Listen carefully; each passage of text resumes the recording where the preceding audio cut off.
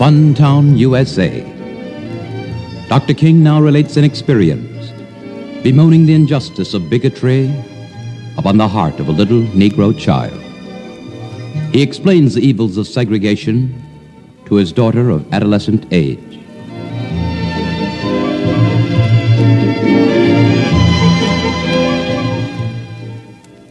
My little daughter loves to ride to the airport with me. She says to me so often, "Daddy, you just go over and over and over again." And so one of the ways she consoles herself in the fact that her daddy has to be away so much is to ride to the airport whenever I'm going in or coming back into town or going out of town. And she can do it if she isn't in school. And as we pass on the expressway going to the airport in Atlanta, we pass by what is known as Funtown. Now, this is an amusement center where little children go to play and where they go for recreation, something like Disneyland and something like the very fine amusement centers across the country for young people. And as we pass Funtown so often in the car, she would look over to me and say, "Daddy, I want to go to Funtown." Well, I could always evade the question when we were going by in the automobile because we were passing by and I could jump to another subject. And I didn't want to have to tell my little daughter that she couldn't go to Funtown because of the color of her skin.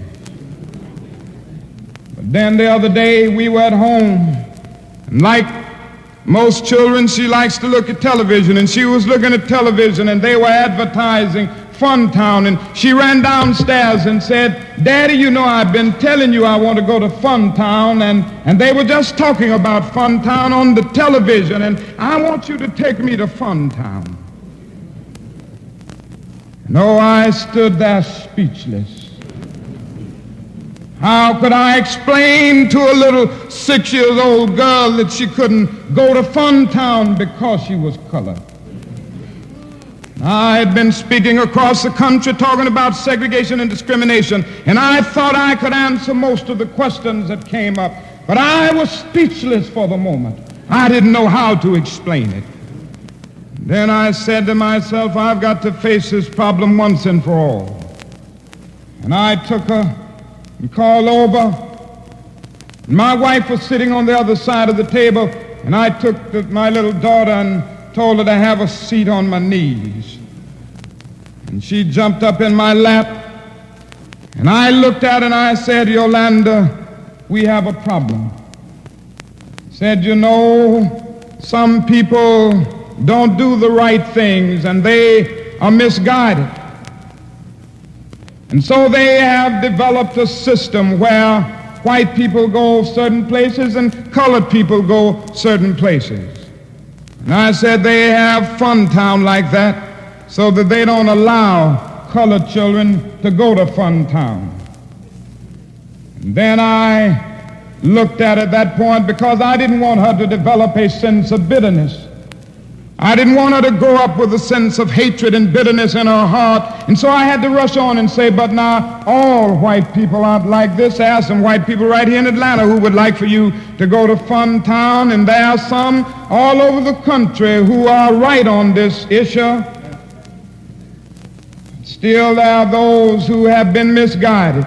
And then I looked down into her eyes, and I said to her at that point, and I saw tears flowing from her eyes at that point, I said, "Yoki, even though you can't go to Funtown, I want you to know that you are as good as anybody who goes into Funtown."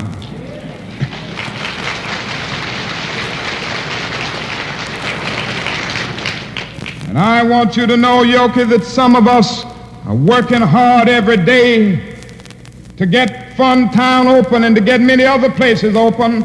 And I say to you that in the not too distant future, Funtown and every other town will be open to all of God's children because we're going to work for it.